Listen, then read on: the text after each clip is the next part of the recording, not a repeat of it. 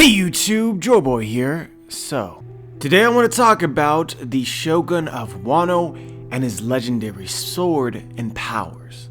We touched on this briefly during my first reaction to the last chapter. Shout out to Revujo for letting me in on this so quickly, but I think that we can take this a lot further and actually make a theory out of it.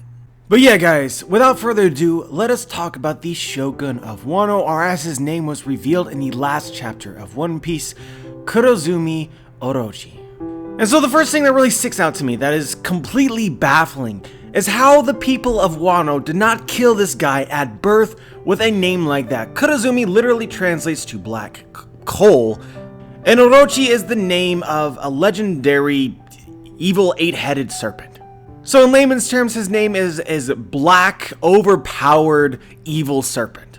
Come on now. As soon as this kid was born, and then named, and then announced to the people of Wano, if I was a resident of Wano, I would have picked up my pitchfork and been like, nope, no impending doom today. But alas, that was not the case, and so we have Kurozumi Orochi. And so I've talked about this in my first reaction, and I'm going to say it again here. The fact that his name, his given name, is Orochi is really significant to me. I mean, it's clearly based off of Japanese mythology and Yamata no Orochi, the eight-headed and eight-tailed serpent of legend. It's just extremely common for Japanese stories, Japanese manga, and anime to draw inspiration from its own mythology, and even looking at a similar story, one which was a rival to One Piece for many years in Naruto, the main antagonist of the first half of this story and an important character throughout the story was Orochimaru, who was a snake. So I really doubt that the Shogun's name alone is his only connection to this mythology. And so there's a lot of possible speculations that can be made based on this connection alone. I know that Frub messaged me, who had a theory a long time ago that Kaido's devil fruit would end up being an Orochi type fruit, like a mythological, eight-headed serpent sort of devil fruit. And with the Shogun's name being this, it makes that theory unlikely, but makes it much more likely that a devil fruit like that would be given to the Shogun.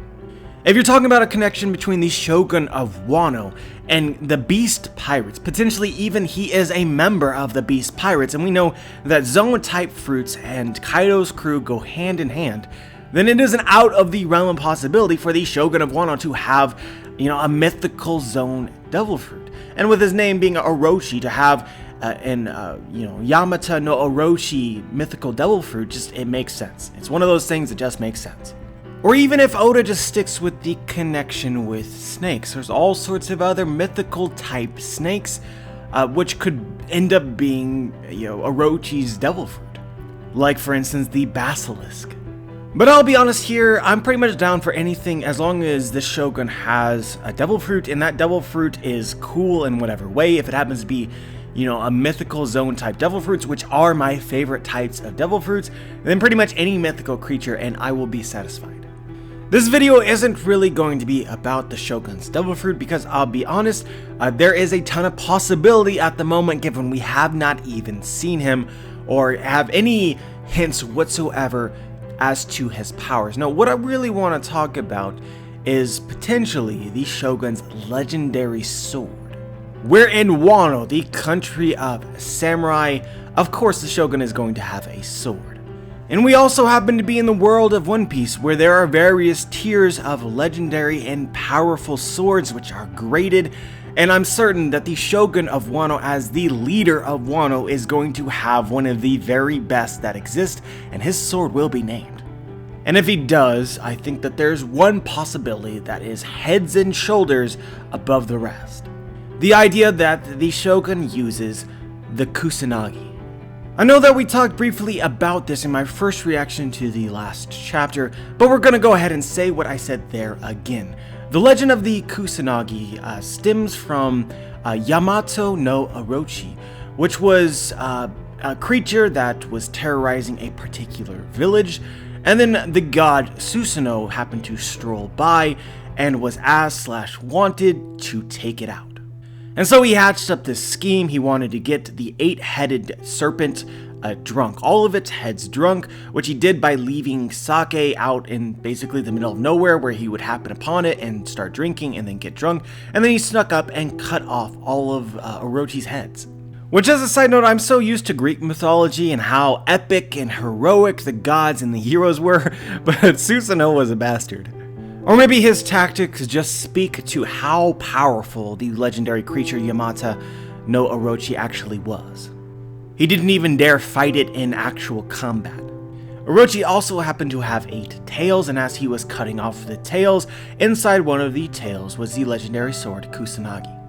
And so after this point in time, the story of the history of the Kusanagi doesn't get interesting for a little bit of time. Susanoo carried the sword for a little bit, and then he gave it to his sister, Amaterasu. And to again speak towards how common the use of this mythology is in Japanese manga and stories, maybe even this genre, shonen manga specifically. In Naruto, Orochimaru happened to carry the Kusanagi, which he stored within his body, just like Yamato no Orochi. And I am assuming a great deal of y'all have read or watched Naruto, but for those who haven't, I don't really want to sidetrack this by getting into all the specifics that you don't really know.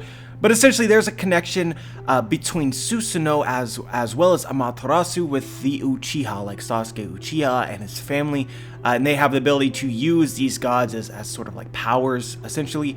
And so the swords of Itachi's Susanoo is called a sword of Kusanagi. And the same applies to Sasuke's own sword, which makes sense because Susanoo and Amaterasu once held the Kusanagi. But yeah, it's interesting to note that the Kusanagi no Tsuguri was not always called that. Its original name was the Ame no Murakumo no Tsuguri, which essentially translates as the Heavenly Sword of Gathering Clouds. P.S. I am so sorry about the pronunciations, but this is as good as it gets. But there is actually a tale, a myth about how the name changed. And as far as I have been able to discover, this is the first mention of the Kusanagi's powers. But anyway, this legendary sword was passed down to the ruling family of Japan for many generations, and not much is told about it until it is given to the great warrior, Yamato Takeru. There seems to have many varied accounts of this story, but in one interpretation, Yamato was on a hunting trip when a rival set fire to the dry grass around him. Using the sword given to him by Amaterasu, Yamato cut the burning grass down and sent the flames in the direction of his rival, realizing for the first time that the Kusanagi gave him control over the wind. And so it was at this time that the sword was renamed from the Heavenly Sword of Gathering Clouds to the Kusanagi no Tsuguri, which literally translates as the grass-cutting sword. And so could the Shogun of Wano have a sword which can manipulate the wind? In my opinion, this is definitely possible, because if you look at the swords in One Piece, some of them have very strange and almost magical powers. You can look at somebody like Vista, who his sword seems to produce flowers of some kind. There's another swordsman within Whitebeard's crew whose sword was electrified in some way or another. You can see how the samurai, Kinemon, has his sword has the ability to just catch fire. Also should point out in regards to Kinemon that his sword also has the ability to cut fire, which could also be in some way related to the myth of the Kusanagi and Yamato.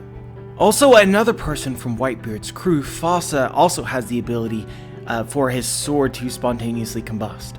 So regardless of whether or not it is the power of the user or the power of the sword, I think controlling the wind with a sword thrust makes sense in the world of One Piece. But before we move on, I do want to emphasize this, which is it's quite possible that the Kusanagi is in possession of Kinemon. Because in a lot of interpretations of the powers of the Kusanagi, oftentimes it is given fire-related abilities because of Yamato Takeru's control over the fire when he cut the grass. And Oda could also use this interpretation when giving the sword powers to perhaps the Shogun. But going back to actual Japanese history and mythology, from the story of Yamato, I can't really find anything of significance that occurred with the Kusanagi. Yamato was the son of the ruling family, and it was passed down the ruling family from that time until present day, supposedly. Although there is nobody today that can confirm the existence of the sword, despite the fact that we supposedly know where it is, it's confusing. The only reason I can find for why it is hidden is because the Kusanagi may be cursed. At least that's the best explanation that I can find. But the Kusanagi is considered to be one of the 3 Japanese regalia, or I guess legendary items.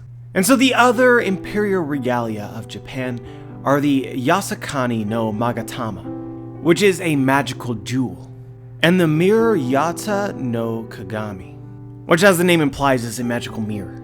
And if you really know your stuff in One Piece, or you happen to be a huge fan of Admiral Kizaru, then you will have already seen these names before, because 3 of Kizaru's light attacks are named after the Imperial Japanese regalia.